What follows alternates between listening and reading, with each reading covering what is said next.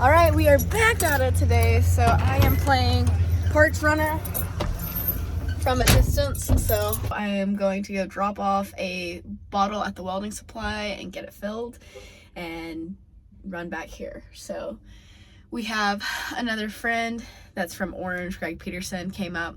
He technically is also in quarantine right now, so we just quarantined him with us. So we are working on floors and everything today, and while I am gone, they're gonna work on that for a minute. So we're teamwork here, but we're getting it done. Welcome back for another Savoy build video. I believe what will be 3 of 4 total for the build part.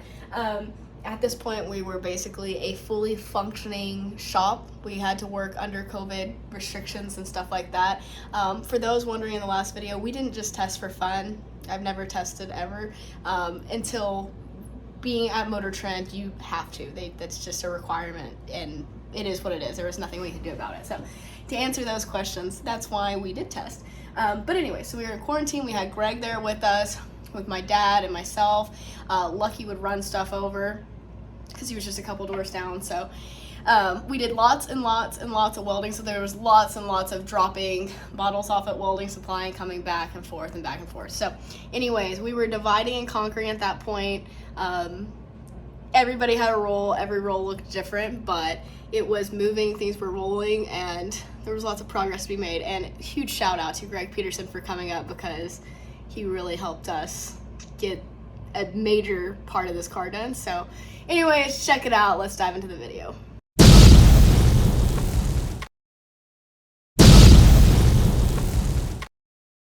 Okay, set her down right there.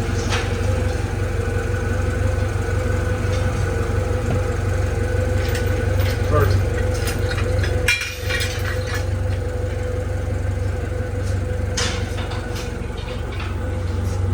I'd rather have this than forklift, but it doesn't get very tight, so go up with it. Okay, new day here at Quarantine Garage. There's a couple elephants in the room. We'll start with this Hemi. Actually, we'll go over here first. We got a new helper standing here. This is Gregg Petersen. Say hi. Hi. So this is one of Dad's friends from Orange, California, and just so happens that he went on an Alaskan cruise and also tested positive for COVID. So rather than being in quarantine by himself, why not come to Quarantine Garage? Never fear, the Orange County boys are here. It'll get done. Get her done. So Greg, what'd you come in to help us with today? Some welding on the chassis, some sheet metal work, and motor placement, whatever's necessary. So we are at the point today of putting floors kind of in, starting to work on that. So Once we get a motor mounted Yeah. and seat mounted. good to have. Quiet on set, Greg. He's new here. We'll figure it out. But we're at the point of doing sheet metal work on the floors, and that's exciting. So we're gonna hop back over here, get some work done, and then we'll come back to it later. Okay, so right here, as you can see, the lower control arm brackets and tabs, they're welded up. This upper mounting bracket is now welded up, and then engine is kind of sat in place. It's obviously not mounted or anything like that. It's literally just in a mock-up position, but that is progress nonetheless. Seat is in here, so we are working on location there as well as location for the pedals. Got these braces from the dash bar down to the main rails in, and then moving back here, got it stiffened up and cut these. There were some hinges, bottoms of hinges that were attached to this side, and they're real head knockers. So got those cut off and added some bracing from there to the package tray, and then from the package tray down to the main rails. Lots of progress today, but something that is important right now is figuring out the driver's seat position as well as the steering column position, and also where the pedals are gonna go. So this was something that I didn't realize was as important as it really is until with my 55 Chevy at home, I started really concentrating on driving, and an inch or two or half an inch even on where steering wheel is makes total difference. Setting up your driver's compartment is an art, and it comes from time. And so today we are working on that, Dad has me some great seat bracket woods here. Very technical tool. This is found at your local lumber store. And then the rest is very nice components. So this is an I Did It Pro Light steering column. It's really super light. This is what we use in our cars at home as well. But you have the ability to have a really nice column with turn signals and a horn and all of that, but still really lightweight. And then also something that you don't necessarily think of is a steering wheel seems like a steering wheel, but I love a good steering wheel. It makes all the difference in driving, especially if you're street driving your car. I'm a really big fan of an MPI steering wheel, and that's what's on here. So also it's got lots of locations for buttons and different positions for that. So as you drive more, you figure out what you really like. But this is the combination that I prefer, along with a Kirky seat. But getting ready to wrap all this up, and then we'll put floors in. But there's a lot to cover today, and showing the process, you guys get the idea. Cut, sparks, weld, repeat, think a lot. So I'll pull Dad and Gregg in, and we will go over all of the things. Okay, so you got some valuable stuff done today, Gregg. Yeah. Let's look at it. Look at that motor mounted. Got the motor mocked up in position. Got the motor mounts built. Yeah, so you just took, and once it was in position, got a tube notched. Cut the plate, fit it to the block, made the tube, fit it, welded it, gusseted it. Now it's back in position. I will final weld it to the chassis. Perfect. Well, that looks good, and having that in place like that, that's killer. And that's a really good setback on that. Yes. That's awesome. Come on over here, old man. Hey, you resemble that remark. Yeah, I'm the older man, right? So, discuss with me placement and measurements and all of the processes that was gone through, because it could just be like, oh, you swung that in with a cherry picker and left it sitting there, but that's not the case. That's actually a very big task to figure out engine placement and leveling and tip and all of that. I mean, the whole idea for this car for us as a street car, it's got to be able to get traction on a very sketchy surface. Well, going back to the 60s, the way you do that is you either alter the wheelbase, you raise the front end, make the transfer easier, or you set the motor back. So we don't want to raise the front end and we don't want to alter the wheelbase, so we set the motor back, trying to get more percent of weight on the rear tires. Right. And that's going to be a killer combination for what we're doing with it. And if we hadn't just totally stripped and gutted the car, setting the engine back would be a rather difficult task. Kind of impossible. Yeah, if we hadn't cut the firewall out, the whole motor would be way up here. Which just, and that is a heavy boy right there. Yeah. And so you're looking at the axle center line here, and if you set it forward where the cross member would be behind that pan because it's a front sump, your motor would literally be up there at the radiator. Yeah, you really realistically couldn't get a good weight distribution. No, you'd have to pile so much weight in the back of it. Car would be so heavy at that point. Be a heavy car. Yeah. This seat here is mocked up and in quite the position with its wood blocks. It looks like it's like a child seat. It's jacked up off the floor like it's 6 inches. It's just a child driver. It is a little bitty girl. Mounting seats, we've discussed about this. It's a big deal. It's a big deal. Kind of sucks too. I hate it. You're building off of air here, literally. Now I got to figure out how to make brackets to support that seat 6 inches off the ground, off the floor, that look good. It's not really possible. But here, this is pretty trick. So this is the transmission cross member. Interestingly enough, the mount on this transmission does not run straight. It's 6 inches wide, the pad, and it's ½ inch twisted. It's literally, for me, it's 2 inches on one side, 2.5 on the other. It's very interesting. Just not right. With this up, and this is going to be a removable transmission mount. So just remove a bolt here and on the other side, and then this drops out. So pretty nifty for a very quick build there. Yeah, we could have just welded a piece of tubing across there. Once we get this kind of wrapped up tonight, where do you think is a good place to leave off? Well, I'd like to have it where we could start sheet metal tomorrow, but I was getting this seat mounted tonight. That's a big deal. That's a tall It's order. quite the Getting task. the steering column and the brakes. We're not getting that done. But probably what we'll end up doing, and we may not even want to mount the seat tonight, honestly, because that's going to be in our way. Highly in the way. So maybe we'll just plan this all out, make some brackets and stuff, and then tomorrow I want Greg to get back there and help me do sheet metal. Sounds like so much fun. There's a lot back here. I mean, at first I'm thinking, it's going to be cake. But it's not. Right now we're not going to put wheel tubs in, so we're going to kind of have to make a half of a wheel tub just to enclose the front. Right. But the back will be open. So it's a lot, it's a tall order. Right. So something else that's really interesting with a shell like this, and then you have your chassis, kind of think of it like a funny car. You have a body, and then you're building and attaching to the body. So each step seems kind of simple. However, when you really start to think about it, now you need to seal this up because you do a burnout and then all of the smoke enters the driver's compartment and then you got to go down the racetrack fairly fast. So it's really interesting when you start to think of it like that. You have to make this empty shell seal up We have anymore. a whole couple days to do it.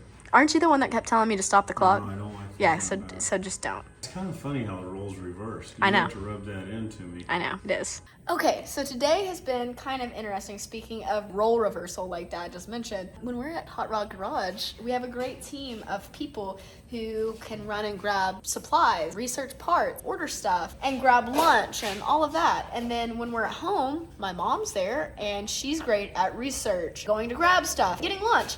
And that all sounds really small, but it's a really big thing. So today I've had to do the research, arranging to get stuff dropped here, pick up stuff from a distance. It's really complicated and it's taken a lot of time today. Quarantine sucks. Something that a lot of people don't think about on a build is the process of doing that stuff and ordering things and planning. So it's an important role. It's slowing everything down, but we're still...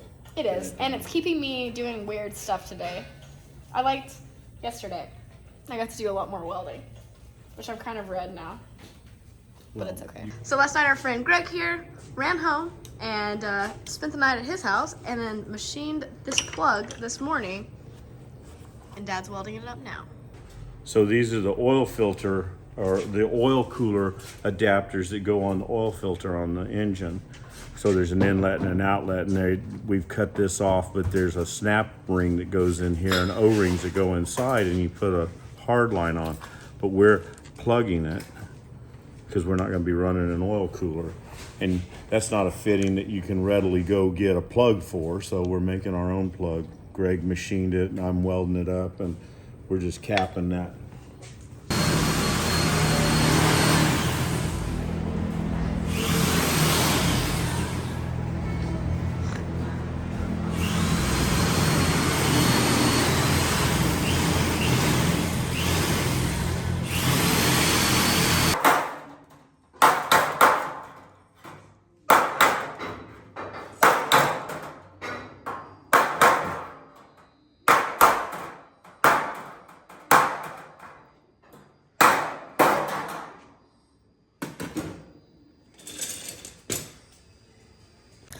All right, so I've been lacking a little bit of update on this because there has been a lot of progress in a very short period of time. Yeah, there has. So in a week, I can't even recap all of the stuff that we've done. Because we don't remember when the day's end and the day start. They kind of just run together at this point, but it is July 28th. Is it? I think so.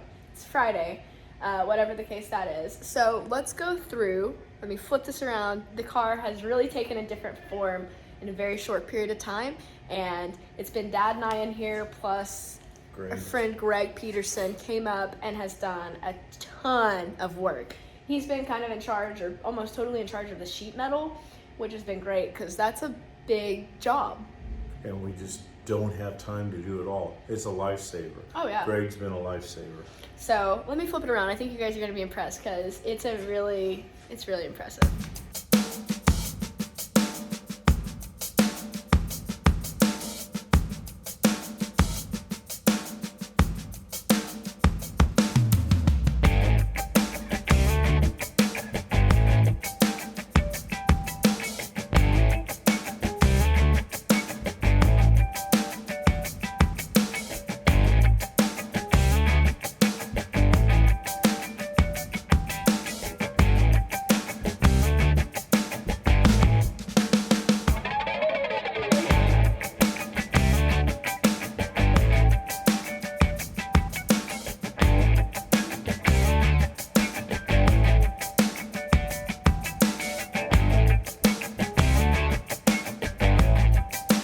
let's start at the front and work backwards. We'll just go over everything because it's been a little bit since we've updated. But right here, starting at the front, you can see lots of bracing and added bar here that's different than what you might normally see.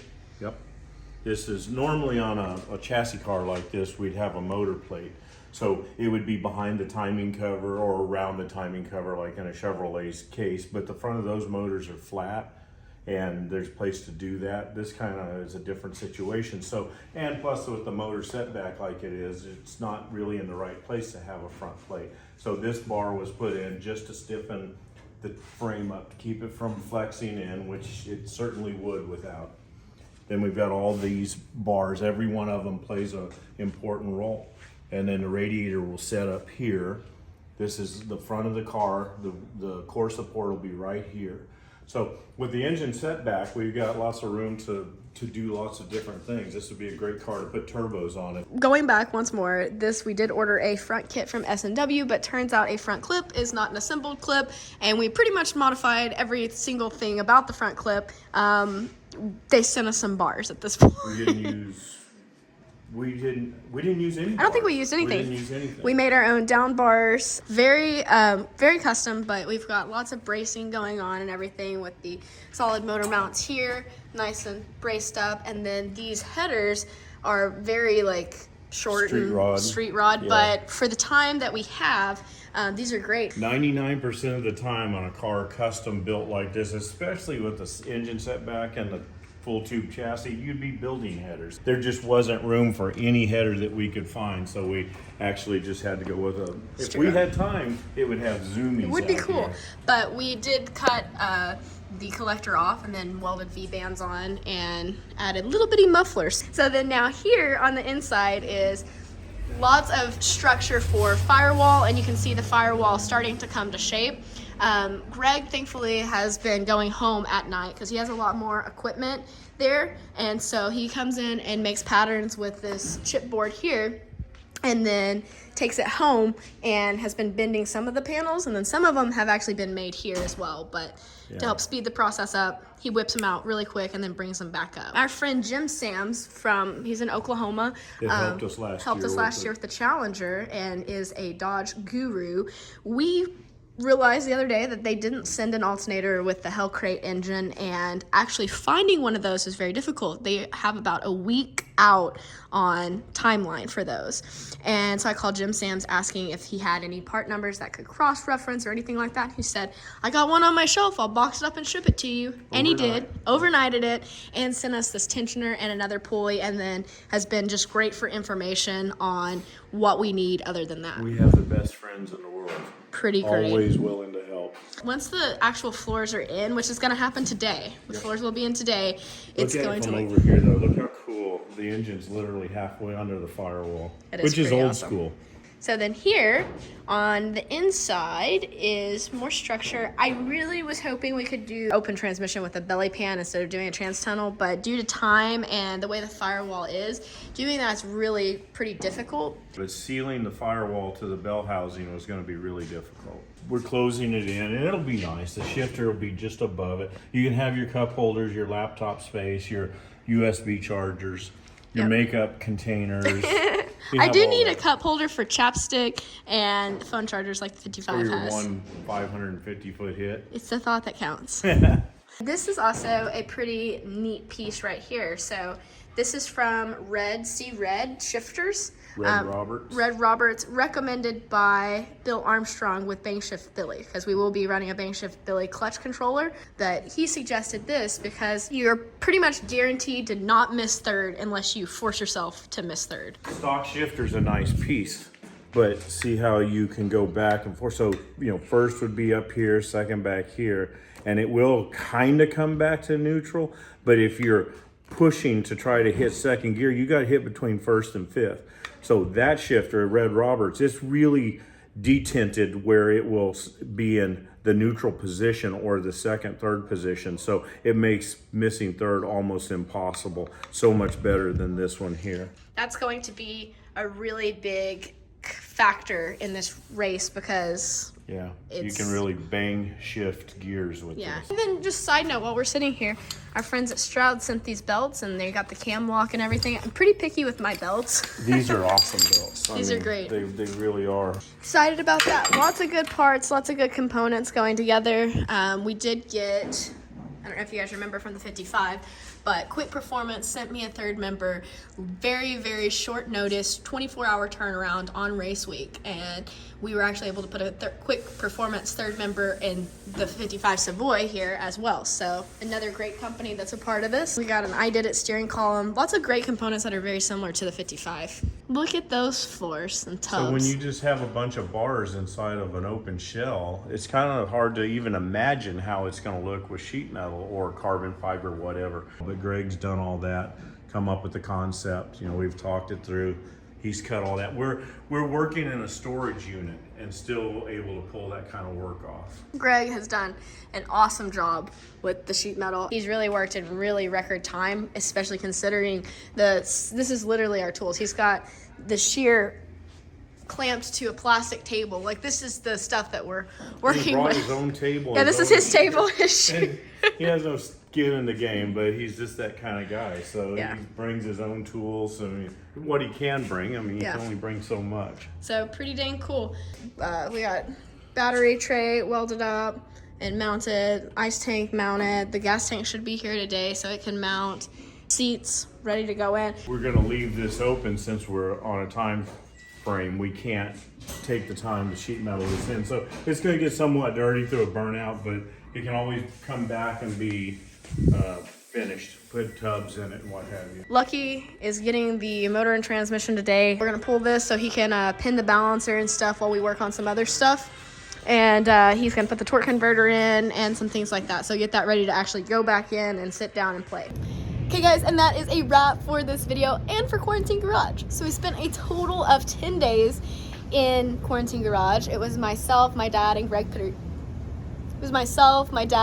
Petersen. So a huge shout out to Gregg for coming up, because it was amazing the amount of work as a team that we got done. And if had he not been there, we wouldn't have been able to accomplish it in that short period of time. So we got all the chassis, cage, all of that built, motor and transmission mounted, floors installed, seat mounted, pedals mounted. All of that is very time consuming and takes a lot of effort put into it. But we had long days, early mornings, late nights, and it was a good time nonetheless. But as you guys can tell, these videos are not nearly as detailed as the 55, but there will be more on this build on actual Hot Rod Garage when it airs.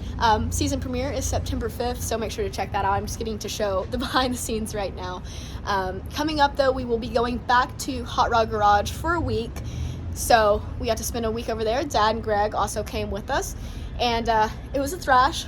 There was a lot to get done in a short period of time, but we're getting ready to wrap the build section up and then move into actually testing and racing the car. So keep in mind, this build happened, once it's all said and done, in a total of 28 days. So by the point that you're at right now, we were probably around 15 days in. So it's a lot from the shell, or from the body that you saw that was still on the frame and everything, to this point it's about 14 to 15 days. So incredibly quick build. But thank you guys so much for watching, and stay tuned because there's more to come. And as always, be happy, go fast, and stay pretty. I will see you guys next time. Well, we forgot something.